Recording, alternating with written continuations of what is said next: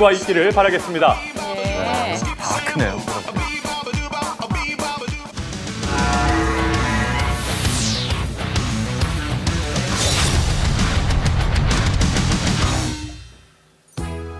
네, 요즘 일교차가 커지면서 운전자들이 각별히 주의하셔야 할 게 있습니다. 바로 안개인데요.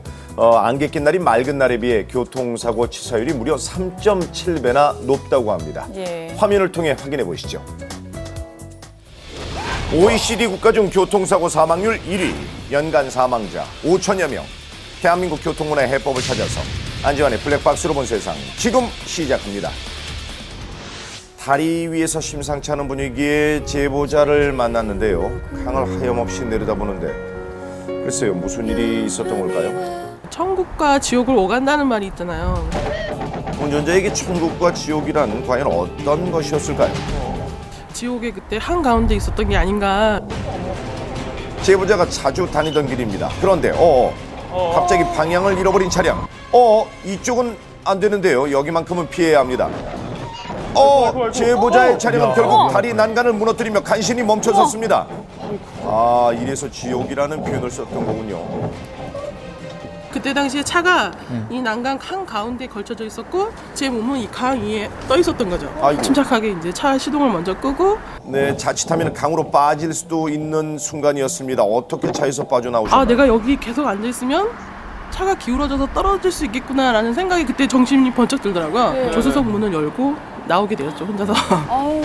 이 사고가 발생했던 다리는 한눈에 봐도 높아 보입니다. 높이가 무려 8m가량 되는 것 같은데요. 생각만 해도 아찔합니다.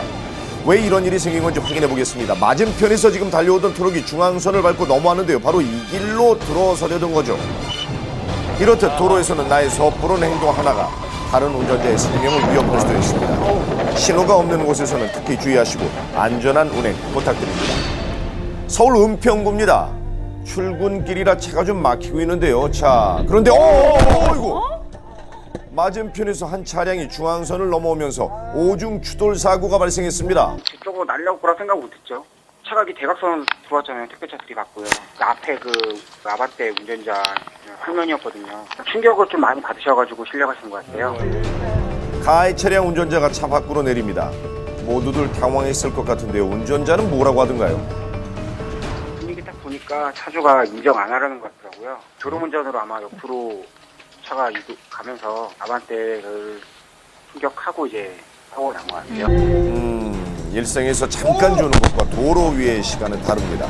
운전자라면 단 몇 초도 결코 짧지 않은데요. 졸릴 땐 쉬어가는 게 최선입니다. 경기도 안성입니다. 도로에는 짙은 안개가 자욱합니다. 그런데 이때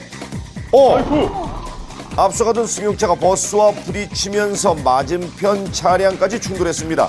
충격이 꽤 커 보이는데요. 현장 모습은 어땠나요? 가보니까 차는 완전히 휴지처럼 구겨져 있었고 틀만 있었습니다. 틀만. 아이고. 형체를 알아볼 수 없을 정도로. 주변에 안성천이 있기 때문에 안개가 많이 끼는 지역입니다. 그 전에도 사고가 났었고요.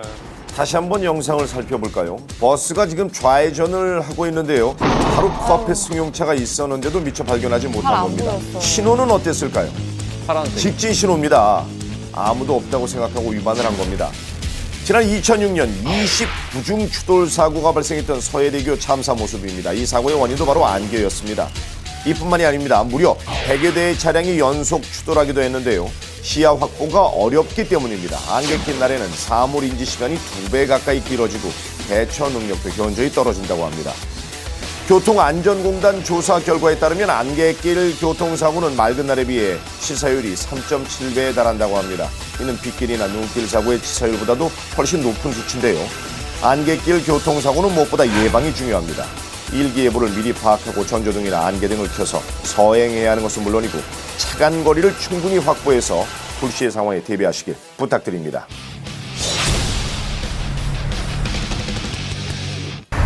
제보자를 사고 현장에서 만나봤습니다. 불과 며칠 전 일이라고 하는데요. 한 새벽 4시 반인가? 그때 전화가 오더만은 차가 다 부어졌다고. 내려와 보니까 차가 아작나 있는 거 있죠. 멀쩡했던 제보자의 차량에 무슨 일이 있었던 건지 블랙박스 영상으로 확인해 보겠습니다. 저 멀리 지금 차량 한 대가 보이죠? 그런데 급제동을 하면서 중앙선을 넘어온 차량이 주차된 차량 두 대를 연이어 부딪혔습니다. 충격이 꽤 커 보이는데요. 진짜 제 차가 아닌 만큼 차가 인도에 올라와 있었거든요. 그거 보는 순간은 아 이거 산지 3달밖에 안 됐는데 사고 직후 가해 차량에서 움직임이 보이는데요. 탑승자들이 내리는 것 같죠? 어떻게 됐나요? 운전자 포함 4명이 타고 있었는데 다 청소년들이고 네, 그냥 유유히 걸어갔답니다. 목격자에 어허, 의하면 이건. 잡히질 않았어요. 대포차라서 시주인도 없고 당시 현장 사진입니다. 차량이 가까스로 멈춰섰는데요. 만약 인도로 돌진했다면 더 큰 피해를 낳을 뻔했습니다. 경찰 확인 결과 아직 수사가 진행 중이라고 하는데요. 소유형 순간의 무기심에서 시작됐다 하더라도 이는 분명한 범죄 행위임을 절대 잊어서는 안 되죠. 여기는 경기도 광명입니다. 지금 우회전하는 차량이 보이는데요. 그런데 차가 갑자기 인도로 올라가 버렸습니다. 이게 어떻게 된 일일까요? 우회전을 너무 많이 했네. 안전봉을 치면서 그 행위를 칠 수 있는 상황이었는데 어이구, 다행히도 어이구. 행인들이 그 피하게 된 거죠. 인도도 이게 진짜 정말 안전한 곳이 아니구나. 네, 현장이 이렇듯 아직 사고 당시 흔적이 역력했습니다. 이 안전봉 덕분에 신호를 기다리던 보행자들의 인명 피해만큼은 막을 수 있었는데요. 사고의 원인은 무엇이었을까요? 자, 앞에 화물 차량이 우회전을 하자 바로 뒤따라서 사고 차량도 우회전을 합니다. 하지만 이때 버스는 직진을 계속하고 있는데요. 교차로를 지날 때는 주의를 한 번 더 살펴야죠. 특히 우회전할 때는 세심한 확인이 필요합니다. 운전자 스스로 시야를 넓혀서 안전을 점검하시기 부탁드립니다. 비 내리는 강변북로입니다. 제보자의 출근길이었는데요. 이때 택시 한 대가 보이는데 그 순간 어이구 갑자기 한쪽으로 치우치더니 중앙분리대를 들이받았습니다. 이후에도 택시는 빗길에 계속 미끄러지면서 겨우 길 한편에 멈춰섰는데요. 지금 운전자는 괜찮은지 모르겠네요. 제가 한 70이나 80 정도로 빗길이라서 그렇게 뭐 밟진 않고 그 정도로 달리고 있었는데 택시가 이제 뒤에 따라오다 보니까 좀 답답했었나 봐요. 그러니까 100km 이상으로 치고 나왔을 거예요. 안전벨트를 안 맸을 경우에는 좀 많이 다치지 않았을까 그런 생각이 들 정도로. 네, 이번에는 영동고속도로입니다. 역시 비가 내리고 있는데요. 제보자 옆으로 차량이 빠르게 속도를 내며 달려갑니다. 그런데 얼마 가지 못해서 휘청이더니 중앙분리대를 들이받고 그대로 전복돼 버렸습니다. 이 빗길 과속이 원인인데요. 와서 아무래도 차가 살짝 돌면서 그 속도감을 못 이기니까. 영상을 다시 한번 살펴볼까요? 사고 직전에 브레이크 등이 들어오는 걸 확인할 수 있는데요. 이렇게 빨리 달리다가 한 번에 속도를 줄이려고 급하게 제동을 하면 차체가 균형을 잃고 미끄러지기 쉽습니다. 그렇다면 왜 유독 빗길에서 이런 사고가 많이 발생하는 걸까요? 고속으로 달릴 때 타이어와 노면 사이에 수막 현상이 생기기 때문입니다. 빗길에서 과속은 절대 금물일 뿐더러 평소보다 20% 이상 감속하셔야 합니다. 또한 브레이크를 밟을 때는 반드시 여러 차례 나눠 밟아야 한다는 사실도 잊지 마십시오.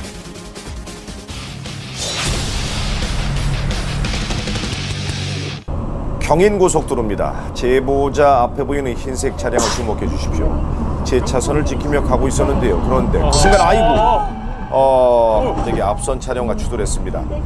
왜 이런 사고가 벌어졌을까요? 차 다 간격이 너무 좁기는 좁았죠. 안전거리상 확보를 하지 못했고 부주의했기 때문에 일어난 사고가 아닌가. 경기도의 한 터널 앞입니다. 지금 한쪽에 차들이 멈춰서 있습니다. 자, 그런데 보셨나요? 미처 속도를 줄이지 못한 차량이 앞선 SUV 차량을 들이받고 말았습니다. 그런데 자, 곧이어 이상한 일이 벌어졌는데요. 후미 추돌당한 SUV 차량이 사고 발생 이후 이렇게 계속해서 도로를 주행해 나가는 걸 확인할 수 있습니다. 이 차량은 다른 차량들까지 앞질러 나가더니 아슬아슬한 주행을 이어갑니다. 그리고 터널로 진입한 후에도 한참을 앞서 나가는데요. 다른 운전자들에게도 큰 위협이 될 수 있는 그런 상황인데요. 무슨 일일까요? 기절을 하신 건가 아니면 무슨 상황이 또 있어서 가속을 하셔서 이렇게 가신 건가. 터널 안에서 자칫 사고가 더 발생하면 큰 인명피해가 날 수 있는데요.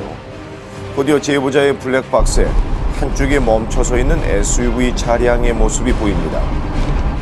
차에서 내리시는 모습을 봤거든요. 추돌 사고 이후에 큰 부상은 아니시겠구나. 네, 이 차량이 왜 멈추지 못했는지 원인은 아직 조사 중이라고 합니다. 그런데 터널 진입 전 이 사고를 애초에 막을 수는 없었을까요? 앞선 차량이 정지했을 때 추돌 사고로 이어지는 원인, 바로 안전거리 미확보 때문입니다. 안전거리는 그 누구도 아닌 운전자 본인을 위한 것인데요. 안전거리를 지키면 위험과 한 발 멀어지게 됨을 명심하십시오. 경기도 수원입니다. 제보자의 차량은 지금 주행 신호를 기다리고 있습니다. 자, 그런데 이때 멈춰선 차량 사이로 여학생이 뛰어나왔는데 우회전 차로로 달려오던 차량과 그대로 부딪혔습니다. 많이 다치지 않았어야 할 텐데요. 쪽에 저기가 있거든요. 횡단보도가. 학교 애들 끝나갖고 나오는 그 저기가 그쪽으로 학생들이 더 많이 건너요. 학생들은 운전 같은 경험이 해도 없으니까 아찔한데요. 그쪽 차선에서 차가 지나갈 거라는 생각은 못했을 것 같아요. 사고를 당한 여학생은 다행히 제자리에서 일어섭니다. 크게 다치지는 않은 것 같은데 무단횡단을 하지 않았다면 막을 수 있었던 사고였죠. 경기도 시흥입니다. 제보자가 빗길이라 서행을 하고 있습니다. 그런데 그 순간 아이고, 갑자기 학생 한 명이 달려나와 제보자의 차량과 그대로 부딪히고 말하는데요. 제보자가 서둘러 내려 상태를 확인했다고 합니다. 학생은 괜찮았나요? 그랬었는데 괜찮다고 안 다쳤다고 그냥 그런 식으로 잠깐 실랑이 하다가 그냥 도망가 버렸어요. 네. 경찰에 신고를 했었어요. 학생 부모라든가 신고 들어오면 저한테 연락을 주겠다. 아유, 이렇게 운전 중 보행자를 만나는 것만큼 간담이 서늘한 게 없습니다. 특히 어린이라면 운전자의 대처가 아주 중요합니다. 어린이가 설령 괜찮다고 하더라도 반드시 경찰에 사고 사실을 알리고 연락처를 남겨야 한다는 것 잊지 마십시오. 제보자는 야간 근무를 위해 동료와 함께 출근을 하고 길이었습니다. 그런데 지금 저 앞에 뭔가요? 사람이 누워있는 것 같죠? 도로는 위험한 곳입니다. 저러시면 안 되는데요. 술이 좀 취하신 것 같았어요. 담배도 피우시고 누워서 소리도 지르시다가 막 기지개도 피시고. 도로를 안방처럼 점령한 취객 때문에 운전자들이 곤란을 겪고 있습니다. 혹시나 사고로 이어진다면 큰일인데요. 차량 운전자들이 지금 조심스럽게 피해가고 있는데요. 경찰이 왔네요. 네, 차량 통행을 방해하고 있는 취객을 일으켜 바로 지구대로 향했는데요. 운전자뿐만 아니라 취객의 안전을 위해서라도 이런 일은 절대 없어야만 하겠죠. 지난 몇 달간 더운 날씨 때문인지 유난히 취객의 모습이 블랙박스에 많이 포착됐습니다. 운전자와 마찬가지로 보행자에게도 지나친 음주는 독이 됩니다. 생명을 위협받는 일이 없도록 주의해 주십시오. 여기는 경기도 성남입니다. 제보자는 늦은 시간까지 업무를 보던 중인데요. 이때 앞에 가던 오토바이가 중앙선을 넘어가더니 승합차와 부딪히고 말았습니다. 다행히 오토바이 운전자는 제자리에서 일어서고 있는데요. 왜 이런 사고가 발생한 걸까요? SUV 차량이 주차를 하려니까 반대편에서 차가 안 오니까 뒤에는 안 보고 옆에도 안 보고 그냥 넘어간 거죠. 오토바이가 좀 너무 무례하게 봉고차 옆을 지나가지 않았나 그런 생각이 드네요. 네, 모두가 함께 다니는 도로 절대 내 맘 같지 않습니다. 주차 시에는 주변 차량을 꼼꼼히 살피고 진로가 막혔을 땐 잠시 멈추는 여유도 좀 가져주십시오. 제보자의 출근길입니다. 유난히 햇살이 밝은 날이었는데요. 자, 그런데 잘 보세요. 저 앞에 순식간에 지금 차량이 전복됐습니다. 이게 어떻게 된 일일까요? 제보자가 직접 설명을 준비했다고 하는데요. 2차적인 추돌은 아마 2차에서 여기서 이제 뒤집혔고요. 이쪽에서 밀고 들어서 뒤집혀진 상태에서 여기서 약간의 접촉 사고가 있었고 상황을 보고 일단 119부터 신고를 했어요. 일단 뭐 사람이 어떻게 될지 몰라가지고. 현장에 있던 다른 차량 운전자들도 함께 나와서 서둘러 사고 위치를 경찰에 알렸습니다. 이때 전복된 차량에서 운전자가 빠져나오고 있는데요. 많이 다치지 않았어야 할 텐데 운전자 상태는 어떻던가요? 상당히 고통스러워하면서 간신히 이렇게 기어서 나오시는 게 보니까 의식은 찾으신 것 같고 한 1분 정도가 걸렸거든요. 전복되고 나서. 다들 그 정황에 대해서 다들 모를 것 같아요. 갑자기 순간적으로 불과 한 1초? 정확한 원인을 짚어보기 위해 화면 밝기를 한번 조절해봤습니다. 마지막 차로가 정차되자 승용차가 차선 변경을 하면서 피해 차량의 옆면을 들이받았군요. 네. 운전자의 사소한 부주의가 사고로 직결되는 것도 잊지 마십시오. 대구광역시입니다.